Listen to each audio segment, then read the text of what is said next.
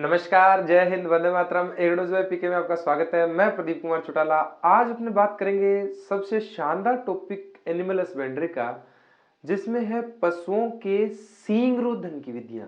कि जो पशु है, जो एनिमल्स हैं, उनके सींग का कैसे रोधन करेंगे, यानी डी हॉर्निंग कैसे करेंगे।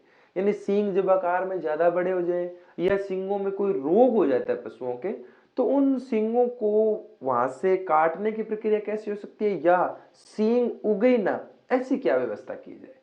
और इससे पहले की वीडियो में अपने बात कर चुके हैं गाय, भैंस, भेड़, बकरियों संबंधित सारी नस्लें, और इसी के साथ अपने पढ़ चुके हैं जो पशु है, पशुओं के अंदर आयु निर्धारण की विधियां, how to age determination in animals. ये सारी की सारी वीडियोस के लिंक आपको डिस्क्रिप्शन में मिल जाएंगे। तो चलिए शुरू करते हैं पशुओं के अंदर सींग रोधन, डी हॉर्निंग इन एनिमल्स। तो देखो राजा, अपने बात कर रहे हैं पशुओं में सींग रोधन के बारे में। पशुओं में सींग रोधन, पशुओं में सींग रोधन का मतलब डी हॉर्निंग करना है। सींग को अपने काट देना है या सींग को उगने ही नहीं देना है। ये प्रोसेस डी हॉर्निंग के कहलाती है। डी हॉर्निंग के कई कारण हैं। एक तो जब पशु काफी ज्यादा उग्र स्वभाव के होते हैं, उन पशुओं के अंदर सींग विषाबाजी, सींग मार के गालिए के किया नहीं है, ठाण के कन तब तक चल, समझे बात के। हाँ, एक तो उसके लिए सींग रोधन करेंगे। कभी कभी पशुओं को सींगों का कैंसर भी हो जाता है, ऐसी कंडीशन के अंदर भी अपने सींग रोधन किए जाते हैं। या कभी कभी किसी लड़ाई में पशुओं के अंदर क्या हो जाते हैं, सींग आधे टूट जाते हैं, तब उनके जो लड़ने वाले पशु हैं उनके अंदर अपने सींग रोधन करेंगे। इसी के साथ कभी कभी बहुत ज्यादा बड़े होने, सींग बड़े होने के कारण क्या होता है, पशु की जो वास्तविक शारीरिक संरचना है वो सही नहीं दिखती है। ऐसी कंडीशन में अपने सींग रोधन करते हैं।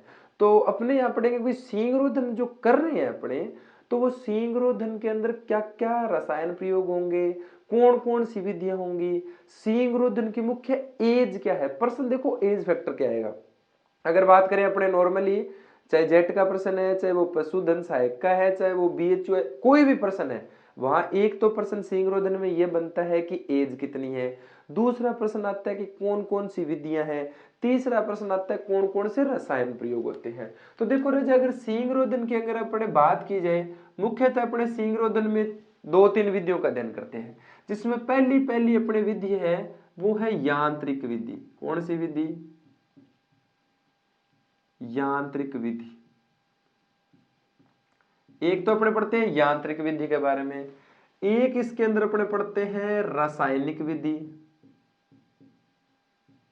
रासायनिक विधि यानी केमिकल मेथड, एक ये मैकेनिकल मेथड हो गया, रासायनिक विधि है अपने पास, यांत्रिक विधि है, और इसके साथ अपने पास कौन सी है, विद्युत डी हॉर्नर विधि। विद्युत डी हॉर्नर विधि यानी इसके अंदर अपने विद्युत इलेक्ट्रिकल डी हॉर्नर का प्रयोग करेंगे। तो मोस्टली अपने पास कितनी विधियां आ गई? तीन विधियां आ गई।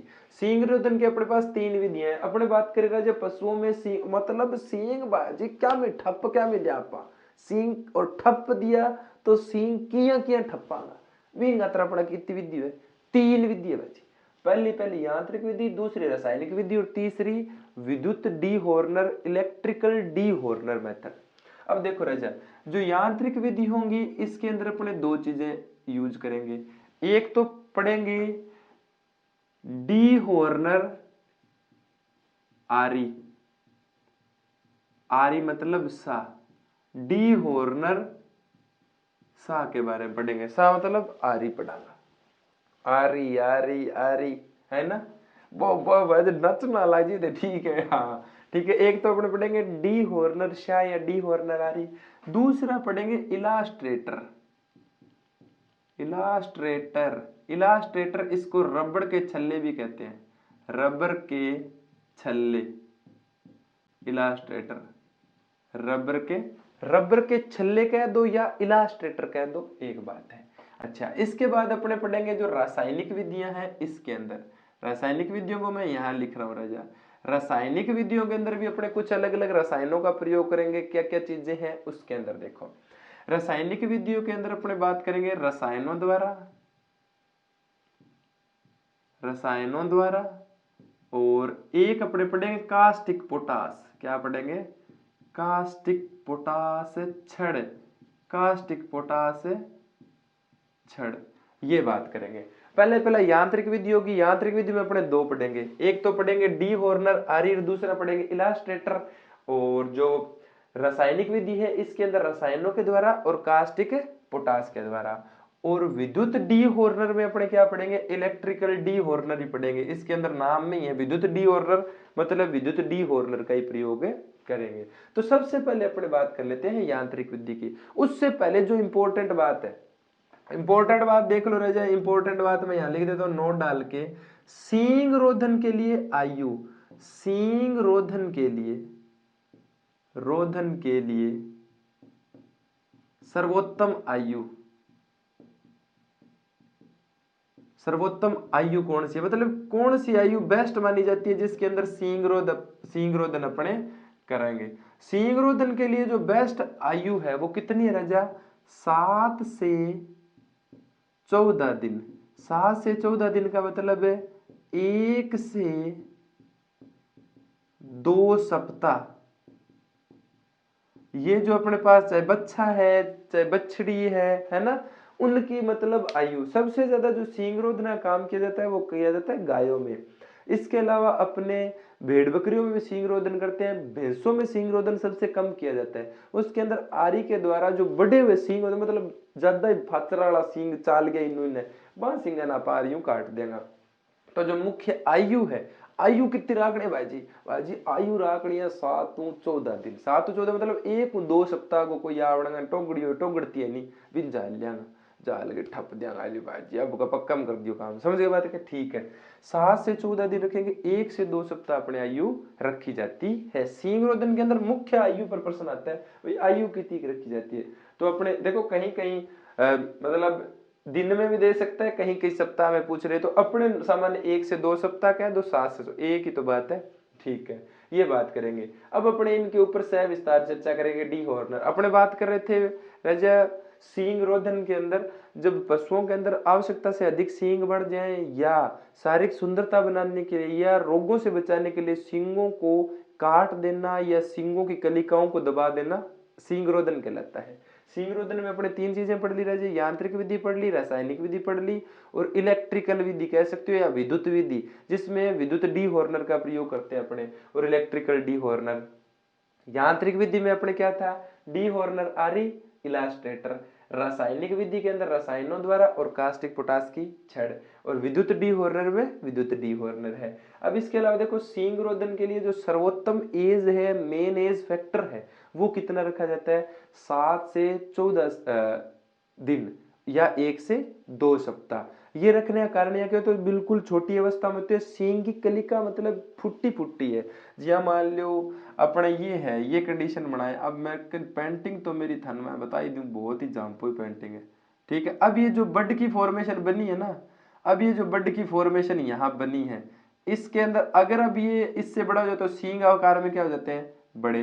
अब मोटा सींग रोधन करना पीड़ादायक हो जाए पशु को, बापड़ा पीड़ थारा बनी है चूंठे बोड़ते। हाँ ठीक है, अब इसके अंदर क्या करते हैं अपने, जब छोटे सींग होंगे ना, छोटे बड होंगे, तो छोटे बड का मतलब जो कली होगी सींग बनने वाले, इनको आसानी से रोधन मतलब रोका जा सकता है। ठीक है ना, तो ये चीज आ जाएगी। आगे बात समझ में? चलो अब अपने बात करते हैं यांत्रिक विधि के बारे में कि यांत्रिक विधि के अंदर कौन कौन सी चीजें आती है। इतना हो गया क्या? इतना लिख दो। ठीक है, तो अब अपने बात करेंगे यांत्रिक विधि के बारे में, यानी यांत्रिक विधि से सींग रोधन कैसे किया जाता है। देखो राजा, अपने बात कर रहे हैं यांत्रिक विधियों के बारे में, यानी जो मैकेनिकल मेथड है उसके बारे में, यानी यांत्रिक विधि कैसे अपनाएंगे, यांत्रिक विधि से कैसे कैसे सींग रोधन किया जाता है। अब यांत्रिक विधि में अंदर पहले अपने पढ़ा डी हॉर्निंग शाह, यानी डी हॉर्निंग आरी,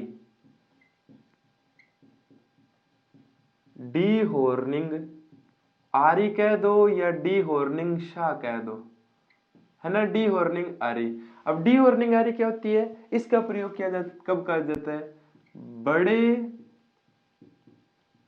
आकार के सींगों में, बड़े आकार के सींगों में, जब सींगों का आकार क्या हो जाता है, आवश्यकता से अधिक बड़ा हो जाता है, तब अपने डी हॉर्निंग शाह या डी हॉर्निंग आरी का प्रयोग करते हैं। इसी के साथ इसके अंदर क्या होता है कि जब कोई सींग में रोग लग जाए, रोग की स्थिति में आ जाए, टूटने की स्थिति में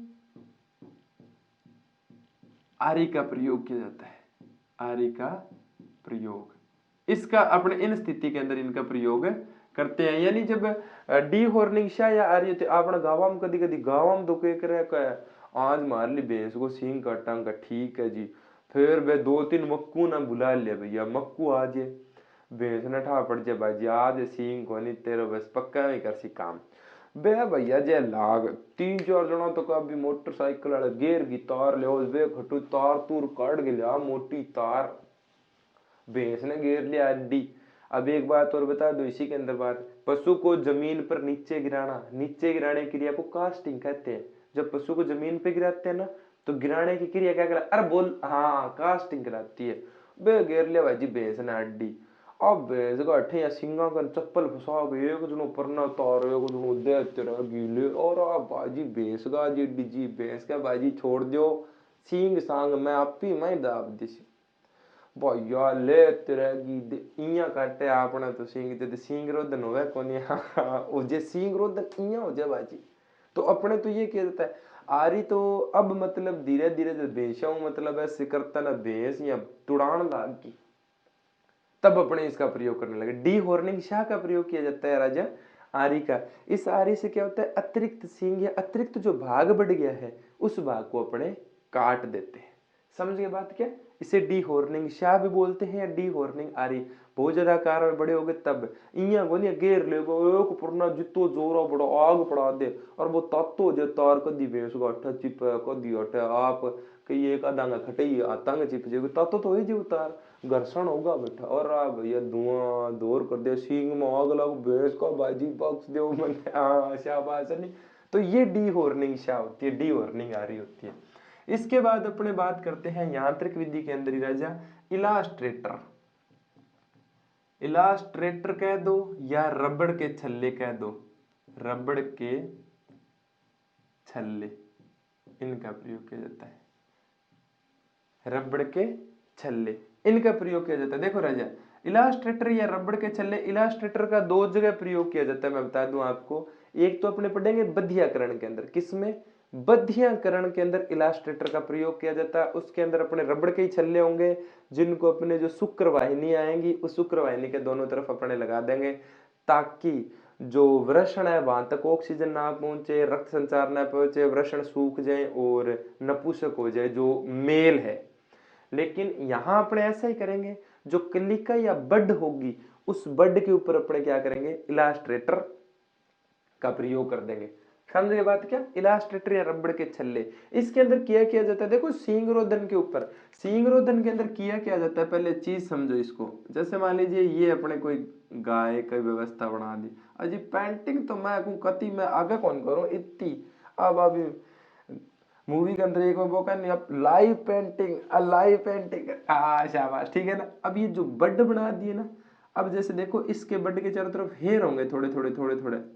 सबसे पहले तो क्या किया जाता है इन हेयर को रिमूव करना पड़ता है। रिमूव करने के बाद कोई इलास्ट्रेटर या रबड़ का छल्ला होता है उसको अपने क्या करते हैं सेट किया जाता है। समझ गए बात ना, ये चीज होती है। अब देखो राजा इसके अंदर क्या किया जाता है, इसके अंदर रबड़ के छल्ले जब सींगों का आकार, जब सींग 10 सेंटीमीटर या इससे बड़े, 10 सेंटीमीटर या इससे बड़े हो तब अपने प्रयोग किया जाता है। ठीक है, इसके साथ देखो यानी सींग तो 10 सेंटीमीटर या इससे बड़े हो सकते हैं उनमें प्रयोग कर लेंगे। इस विधि द्वारा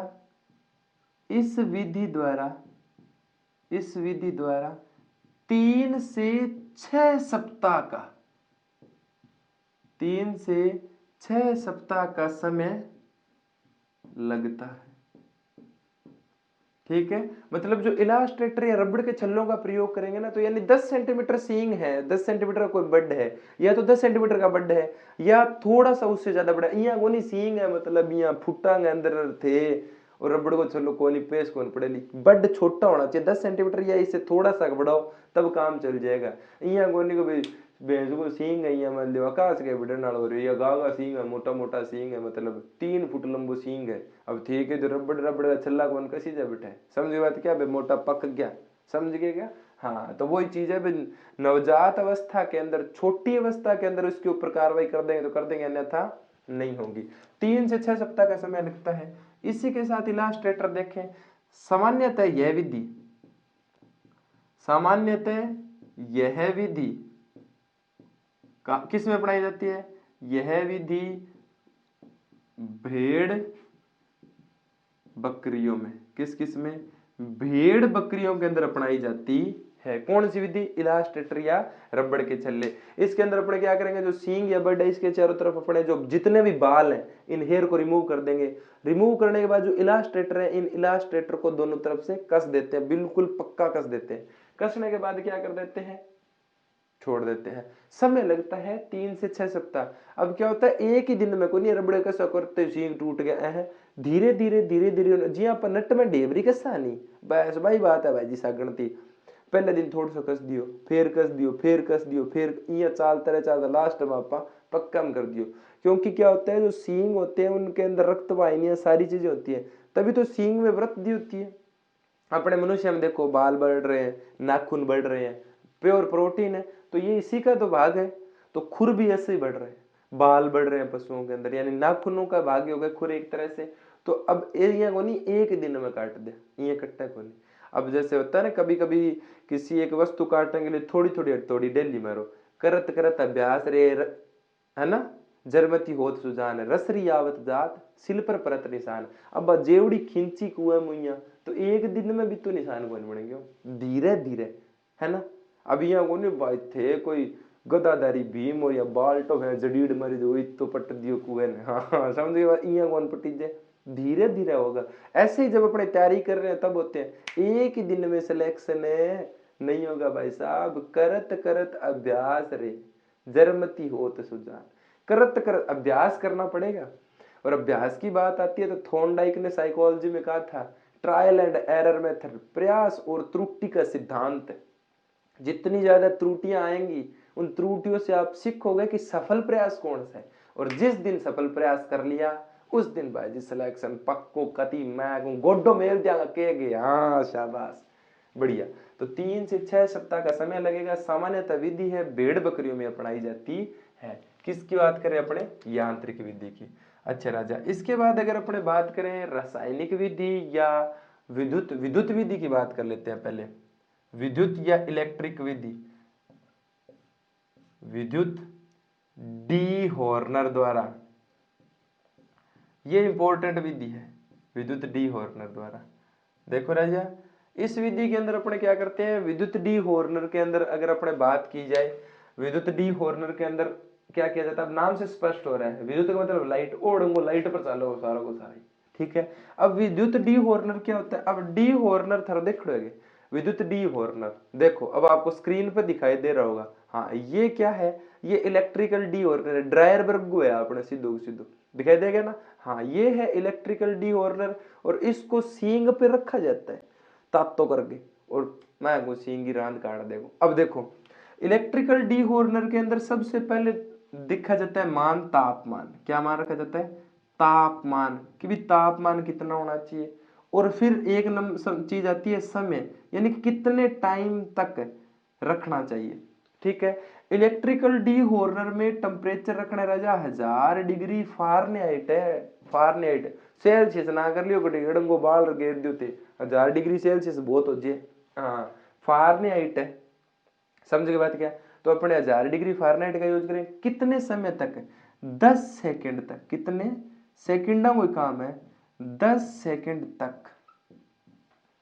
1000 डिग्री फारेनहाइट है, 10 सेकंड तक अपने पशु की जो कलिका है इसका बड के ऊपर रखेंगे, सिर्फ मात्र 10 सेकंड, 10 सेकंड ऊपर जाते भाई जी पीड़ हो जाएगी डंगर के ककड़ी बाल दे सड़ाई बाल भैंस खड़ी खड़ी दुकम दुको जैनी सड़ाई छपरा बाल डंगो ओ वाग ला गया, हाँ ठीक है नहीं। तो तापमान 1000 डिग्री फारेनहाइट है, समय 10 सेकंड रखना है, बड के ऊपर अपने रखेंगे और बेड के ऊपर रखने के बाद हटा देंगे। इससे क्या होगा, अत्यधिक तीव्र तापमान के कारण, हीट के कारण जो कलिका होती है वो डेड हो जाती है और सींग नष्ट हो जाता है। यहाँ करे पशु नहीं मर जाता है, सींग नष्ट है भैया, कभी पशु मर गयो, पशु कौन मरे, हाँ जो सींग है वो नष्ट हो जाएगा। समझ गए बात क्या, ठीक है। तो ये चीज इसके अंदर आ जाती है। तो तापमान रखेंगे। जो इलेक्ट्रिकल डीहॉर्नर है ये तुरंत प्रभाव के, वर्तमान में तुरंत प्रभाव से काम करने वाली विधि है। लेकिन सबसे अच्छी विधि की अगर बात की जाए ना, तो रासायनिक विधि सबसे अच्छी विधि आती है जिसमें सबसे कम पीड़ा होती है। हम तो डागरा कटा दी जीभ आरा उरा हृदय तेरे मैं कुमार के काम जांपो इमेलास्ट्रेटर में डेली पीड़ मरनो एक कर तो यहाँ आवे ले के फड़ीड़ पे दियो एक का बाजी में तो डेली मार छू लगड़ी पर मार छू मैं तो बात चीज तो वही, हाँ ठीक है। तो डी हॉर्नर विद्युत डी हॉर्नर में दो बातें ध्यान रखनी राजा आपको, एक तो टेम्परेचर ध्यान रखना है और दूसरा क्या रखना है, समय ध्यान रखना। अरे बोलो हाँ शाबाश। तो अपन बात करें पशुओं में सींग रोधन, यांत्रिक विधि और विद्युत विधि अपने बात कर ली है।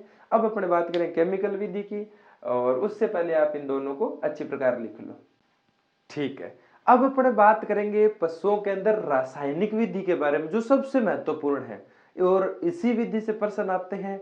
और जैसे देखो विद्युत डी हॉर्नर से प्रश्न बनता है कि टेम्परेचर कितना रहता है। रासायनिक विधि क्या है, सबसे वैज्ञानिक विधि है, सबसे महत्वपूर्ण विधि और सबसे ज्यादा प्रयोग की जाती है रासायनिक विधि।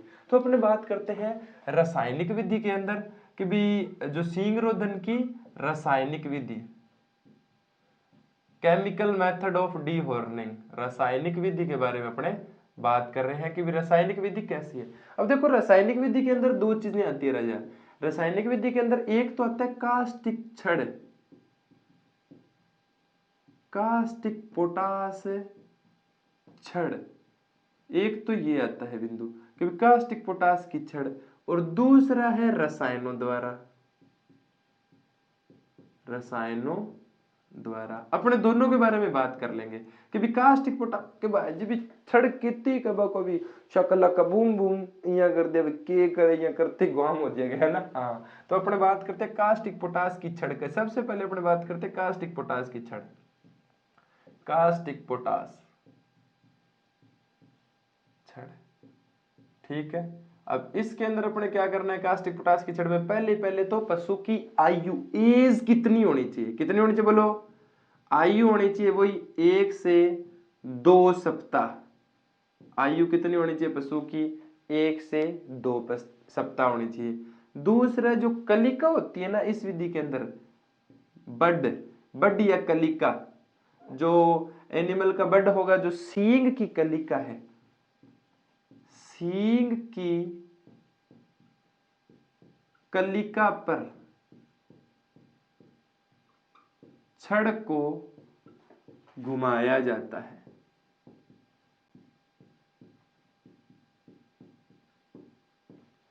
समझ गए बात क्या। इसके अंदर क्या करेंगे, अपने कास्टिक पोटास की छड़ लेंगे और जो बड होगा ना, जैसे मान लीजिए ये बड है, इस बड के ऊपर इस कास्टिक पोटास की छड़ को तब तक घुमाएंगे जब तक ये श्वेत यानी सफेद न दिखने लग जाए या छनित रक्त यानी खून जैसा संरचना न दिखने लग जाए, तब तक इसको अपने इसके ऊपर घुमाएंगे। हल्की से न कास्टिक पोटास से ऐसे धुआं सा उठेगा इसमें से, जैसे मान लीजिए बड होगा सींग का, इसके ऊपर अपने ऐसे कास्टिक पोटास की छड़ को ऐसे घुमाएंगे और तब तक घुमाना है जब तक यहाँ मतलब कदी कदी आपने कसूतो या कहीं कहीं स्टंट हमारा छुले नहीं, तो चामड़ी यहाँ छुले नीचे खून को नहीं आगे इधर दौड़ धप कट जे भी कई देर बाद पीड़, ओहो बस पूछो ना ते पीड़ के बारे में तो है ना, यहाँ छुले बाद में तो वो जो या तो वैसा सफेद दिख जाए या रक्त छन्नी थोड़ा थोड़ा यहाँ खून सा दिखा जाए, तब तक आपको इस छड़ को घुमाना है। हालांकि इस विधि के अंदर पशु को पीड़ा भी होती है, लेकिन इस विधि में सींग की जो कलिका है वो पूर्णतः क्या हो जाती है, नष्ट हो जाती है, सींग रोधन हो जाता है। और कम उम्र में होती है तो बड बहुत कच्चा होता है आसानी से। और सींग रोधन के चारों तरफ, जो चारों तरफ है सींग के कलिका के चारों तरफ है, कलिका के चारों तरफ वैसलीन या पेट्रोलियम जेली, अपने पेट्रोलियम जेली लगा सकते हैं ना चारों तरफ, वैसलीन या ऑयल लगा सकते हैं, अपने ऑयल लिख दो, ताकि क्या होता है सामान्य मक्खियां मच्छर उनके ऊपर ना आए। यानी कीड़े ना लगे उनके ऊपर। तो ये सामान्य आ जाएगा इसके अंदर। नंबर 2 इसके अंदर अपने क्या करते हैं, रसायनों द्वारा। किसके द्वारा, अरे बोल लो भाई, हाँ रसायनों द्वारा, केमिकल्स के थ्रू। अब देखो केमिकल के थ्रू, केमिकल के अंदर क्या करेंगे अपने, सबसे पहले सींगों के चारों तरफ या कलिका के, कलिका मैं इसलिए कह रहा हूं क्योंकि छोटी कली वही होती है जिससे एक नई संरचना बने, तो उस कली से नहीं बना, कलिका के चारों तरफ जो बाल है, बाल हटा देते हैं, हटा देवे, ये लो बुक में ऐसे लिखा होता है ना, चारों तरफ के बाल हटा दे। इसके ऊपर, इसके चारों तरफ यानी कलिका के, इसके चारों तरफ मेथिलेटेड, मेथिलेटेड स्प्रिट का प्रयोग, ये रसायन ध्यान रखना है आपको, मेथिलेटेड या मेथिलेटेड स्प्रिट का प्रयोग करेंगे। जो बड होगा, इस बड के चारों तरफ हमने क्या करेंगे, सबसे पहले मेथिलेटेड स्प्रिट लगा देंगे, जिससे कलिका और कलिका के अंदर जो संचार है वो बिल्कुल नॉर्मल हो जाए, बड को वो क्या कर देती है, अनुकूल कर देती है। सबसे पहले मेथिलेटेड स्प्रिट लगा देंगे। उसके बाद जब ये सूख जाए, कलिका को या बड को, सींग को अच्छे प्रकार रगड़ते हैं अपने, पूरा टिका के उनको रगड़ेंगे सींग को। उसके बाद उसके चारों तरफ कोलोडियन रसायन, कोलोडियन, कोलोडियन रसायन का प्रयोग करें, कोलोडियन रसायन का प्रयोग करते हैं या कोलोडियन रसायन का प्रयोग करें। दो नाम आ गए ना रसायनों के अंदर, जब एक तो मेथिलेटेड स्प्रिट का रसायन आ गया, या उसको क्या, दूसरा नाम कौन सा है, कोलोडियन स्प्रिट, सॉरी कोलोडियन सीधा रसायन है, कोलोडियन रसायन है, मेथिलेटेड है स्प्रिट, इसका प्रयोग करेंगे। अपने देखो मोस्टली आयु 1 से 2 सप्ताह रख रहे हैं। रसायनों की बात करेंगे तो जो कलिका होगी बड के चारों तरफ, इस बड के चारों तरफ पहले जितने भी हेयर रिमूव कर लेंगे। पेपर में यह कौन पूछेगा, अच्छा कलिका के चारों तरफ बाल हटाते हैं, नहीं हटाते, ऐसे वैसे सामान्य बात है। सबसे पहले आता है रसायनों द्वारा करने में, सबसे पहला रसायन कौन लगाता है, सबसे पहला रसायन होता है मेथिलेटेड स्प्रिट। उसके बाद दूसरा रसायन कौन सा लगाता है, कोलिडियन रसायन, इस रसायन को लगाते हैं ये। अच्छा, इनको क्या कहते हैं, पॉली डी हॉर्नर्स के नाम से भी जाना जाता है, या डी हॉर्नर्स केमिकल के नाम से भी जाना जाता है। तो डी हॉर्नर केमिकल्स कह दो या कोलोडियन केमिकल्स, इस केमिकल को जब अपने बड पे लगाएंगे, बड की सारी कलिकाएं मृत होती जाएगी। उसके बाद ये ग्रोथ है, अरे बोलो नहीं करेगी, अरे शाबाश, बहुत बढ़िया भाई। ये बात अपने किस में पढ़ रहे हैं, रासायनिक विधि के अंदर है पढ़ रहे हैं। देखो अपने बात कर रहे थे सींग रोधन के बारे में, how to dehorning in animals, कि पशुओं के अंदर सींग का रोधन कैसे करें। इसके लिए अपने पास कितने मेथड पढ़े, 3 मेथड। पहला अपने पढ़ लेते हैं, जैसे मैकेनिकल यानी यांत्रिक विधि, जिसमें अपने कौन से पढ़ी, या आरी पड़ी, डी हॉर्निंग, शाह पड़ी, छड़ पड़ी, जिसके अंदर एक आरी पड़ी, आरी से अपने क्या कर दिए थे, सींग काट लिए। दूसरे अपने इलास्ट्रेटर पड़े, रबड़ के छल्ले पड़े, जिसके अंदर अपने कहा रबड़ के छल्लों के अंदर समय ज्यादा लगता है, लगभग 3 से 6 सप्ताह का समय लग जाता है। कम से कम 10 सेंटीमीटर तक के जो सींग है, उतनी का हाइट तक के जो लेंथ है सींग की, उस पर ये काम करता है। उसके बाद अपने कहा विद्युत डी हॉर्नर, विद्युत डी हॉर्नर में अपने कहा 1000 डिग्री फ़ारेनहाइट टेम्परेचर पर 10 सेकंड, ये बात ध्यान रखना, 10 मिनट रख दो डंगो बाढ़ दो, मैं धन पे लेके ला रहा हूं, 10 सेकंड तक रखेंगे। तीसरी बात अपने पढ़ी रसायनों के द्वारा, रसायनों में अपने 2 चीजें पढ़ी। पहला कौन सा पढ़ा, कास्टिक पोटास की छड़, दूसरा पढ़ा सीधे रसायन यानी D Horner's chemical. Caustic potash की छड़ के अंदर अपने देखो केवच, कास्टिक पोटास, केवच NaOH का भी कहीं कहीं प्रयोग होता है ना, सोडियम हाइड्रोक्साइड NaOH का प्रयोग करते हैं, मुख्यतः कास्टिक पोटास का करते हैं। तो कास्टिक पोटास की छड़ लेंगे, आयु 1 से 2 सप्ताह होनी चाहिए। कलिका को चारों तरफ घुमाते हैं और तब तक घुमाए जाएंगे तब तक हल्का रक्त नहाने लग जाए। सींग के चारों तरफ अपने वैसलीन, पेट्रोलियम जेली या हल्का ऑयल लगा देते हैं, ताकि पशु के जो बड वाला भाग है वहां कोई कीड़ी चींटी ना लगे। तीसरा जो महत्वपूर्ण बात आती है वो आती है केमिकल या रसायन। जिसके अंदर मेथिलेटेड सिप्रेट और कोलियोडियन इन दोनों का प्रयोग करके अपने सींग रोधन करते हैं। अरे बोलो शाबाश, है ना। तो ये थे पशुओं के अंदर सींग रोधन के टाइप और सींग रोधन की विधियां। छोटा सा टॉपिक है लेकिन प्रश्न महत्वपूर्ण है। प्रश्न दो महत्वपूर्ण। पहला तो एज पूछता है सबसे, मतलब और कोई पर्सन को नहीं भाई में पहलो पर्सन आयु पूछा है, कम से कम आयु छोटी आयु के अंदर। तो 1 से 2 सप्ताह की जो एज है ना, इस एज के अंदर क्या किया जाता है, सींग रोधन किया जाता है, मतलब 7 से 14 दिन। और ऑप्शन में 14 दिन ना हो तो 15 दिन कर सकते हैं, अन्यथा यहाँ को नहीं 2-2 3-3 महीना लिखे यहाँ को चाहिए अपनो 7 से 14 दिन अपने लिखना है मुख्यतः। विधियां मुख्य अपने 3 है और 3 विधियों के नाम अपने कंटिन्यू बुक के अंदर लिखे तो अपने सामान्य 3 लिख सकते हैं। यांत्रिक विधि है, रासायनिक विधि है और विद्युत विधि है, ठीक है ना। ये 3 विधियां हैं, इन तीनों को आप शानदार पढ़ लो। शानदार थोड़ा सा मतलब 10-12 लाइन में सारो मैटर बन जाओ। ये थ्योरी तो ज्यादा नहीं, छड़ को घुमाया, ये तो समझाने के लिए, मतलब मैं करण में तो इन 2 लाइन में पूरा कर दूं यार, फिर तू ना गुरुजी ते तू यार की बतायो ही को नहीं हनी जब आप भी चीज हो जाए कदी कदी थोड़ा सो खींचना भी पड़े काम ने। इसमें आपको थोड़ी थोड़ी मेन जो जितनी चीजें थी उन चीजों को आपको नोट से बनाने। अरे बोलो भैया, और खाना में फालतू बताई को नहीं, मेन बात ही बताइए।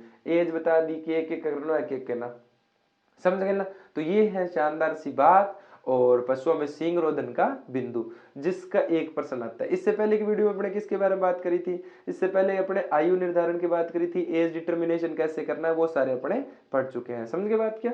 तो इन सभी के आप शानदार नोट्स बनाए, बढ़िया पढ़े, स्वस्थ रहें, खुश रहें, मस्त रहें। आज के लिए इतना बहुत है। जय हिंद, वंदे मातरम।